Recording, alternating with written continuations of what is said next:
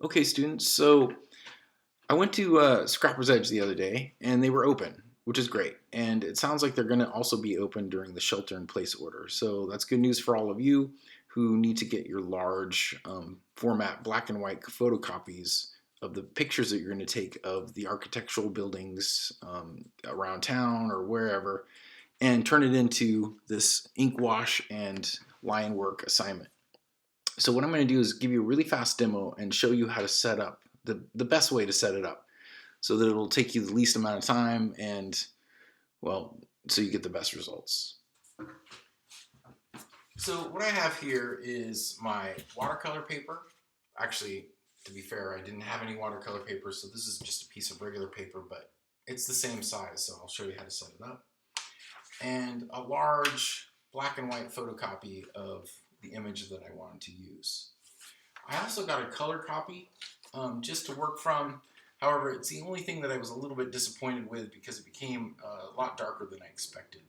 You could probably, if you wanted to, I don't know, mess with the lightness and darkness and maybe get a couple of copies of this, or you could just work from your computer screen. That's just for the color part. This is what we need, this large piece, for doing all the transferring and the copying. So what I did is I first used a ruler to give myself some borders on the edges of the left and top side of the paper. And this is going to allow me to make kind of like a key mark. Be able to put my photocopy up here like this. The next thing I did is I coated this with a solid stick of graphite. I just made sure to rub it really good, preferably with a softer graphite, something that's like a 6B, 8B, 9B, something that's really dark or really soft, and rub it both this way and this way. Very similar to what we did with the Chromio Stereopsis assignment. Now to line this up, I'm going to go ahead and just put it along the edges that I've drawn and tape it down in places that aren't going to have much effect on the actual tracing. So just on the corners or in any places that don't have a lot of detail.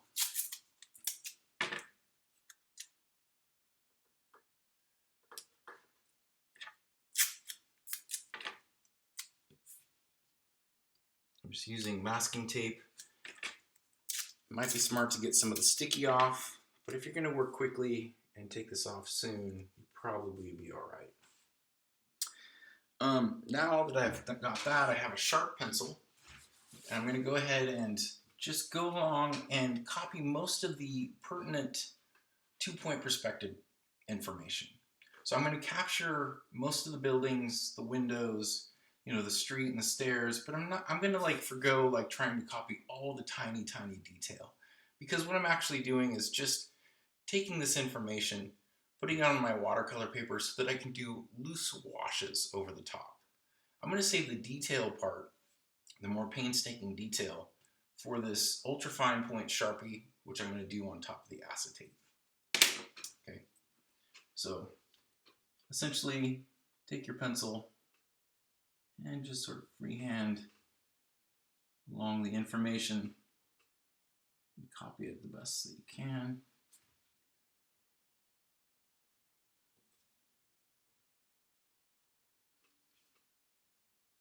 And I would use sort of a medium light pressure. You could push heavy if you want. Just don't push too light because it won't transfer the information. And at this point, once you've done a little bit of work, you might want to peel it back and just be sure that it's working like it's supposed to. You'll see that it will. Now this is probably pretty light so that you can't see it so much in this video, but I can see it here. I might even take an eraser and ever so slightly lighten it up, because I don't want this drawing to really show through the painting part of it. All right. Put that back. Make sure everything's nice and flat.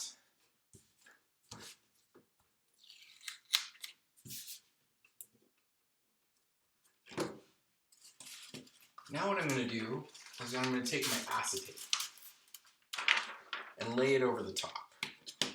Now, one thing you're going to find is when you get your print back from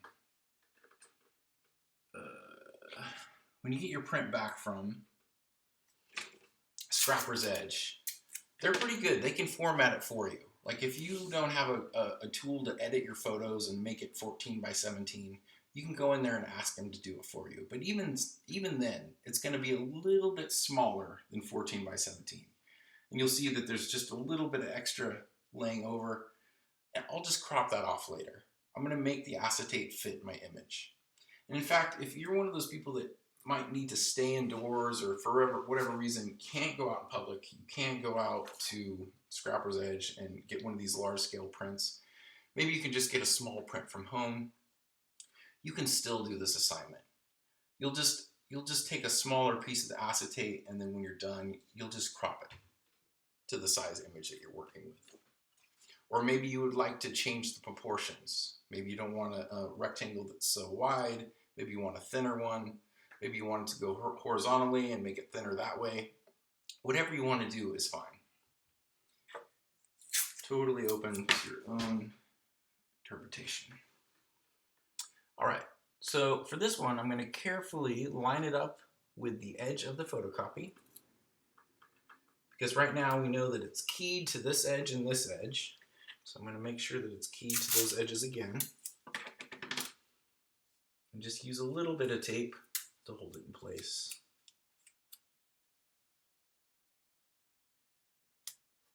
Wonderful.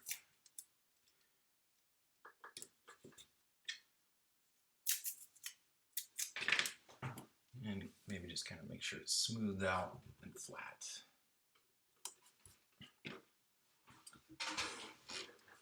Now at this point, you can go ahead and take your Sharpie.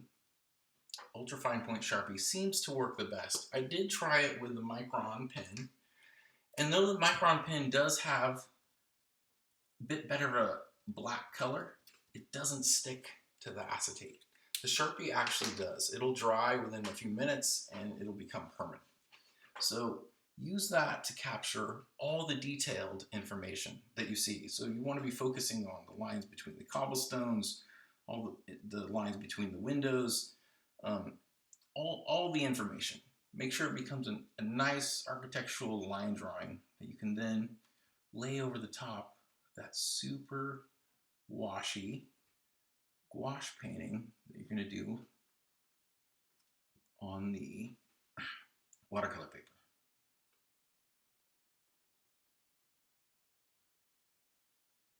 Just take your time with this. Get caught up in the details until you have a piece that's all done.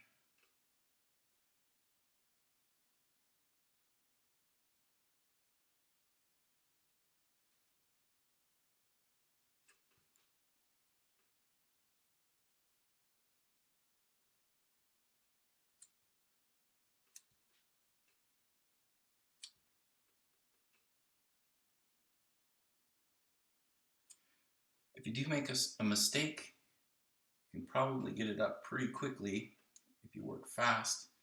Just wipe it off with either a tissue or your finger and then continue.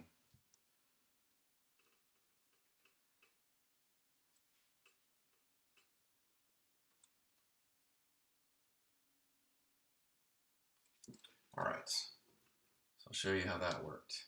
So right now I'm going to be careful just to pick up the acetate.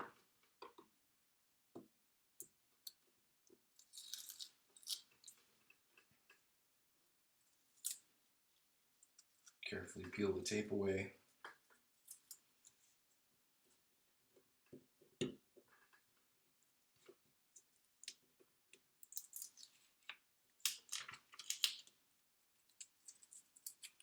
Okay.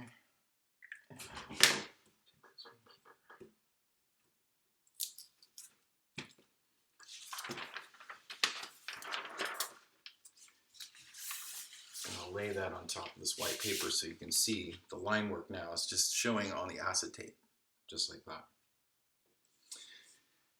Once your line work is done, go ahead and go back to this version. And peel it up. And underneath you should have a nice graphite drawing that's pretty light lighten it up a little bit more with your eraser, and then you can proceed to paint it in the way that you think is the best. I'll have a couple of videos up that show different techniques and approaches, from very, very loose and washy and painterly watercolor to like the James Gurney style that we saw the other day, where he did the architectural drawing where he used gouache in some of the opaque ways, kind of like an acrylic, and layered up his layers and washed like opaque whites over the top of washy colors.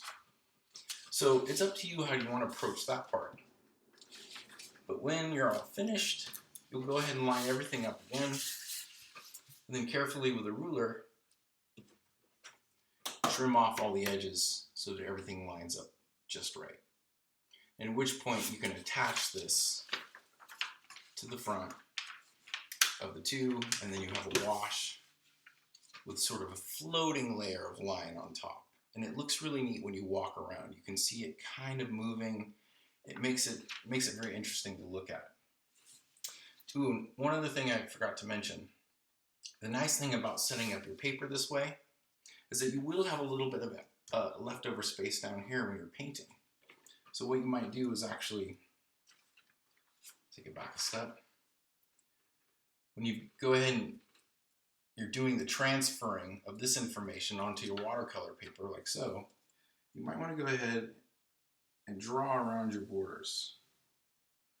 So this way you have a nice bit of space here and here to do some experiments with your wash. Like when you're trying to come up with colors and you're mixing some of the oranges and the blues together to make chromatic shadows, you can kind of come up with solutions that work. Try them out on here before you commit to the nice painting up here. Cool. All right,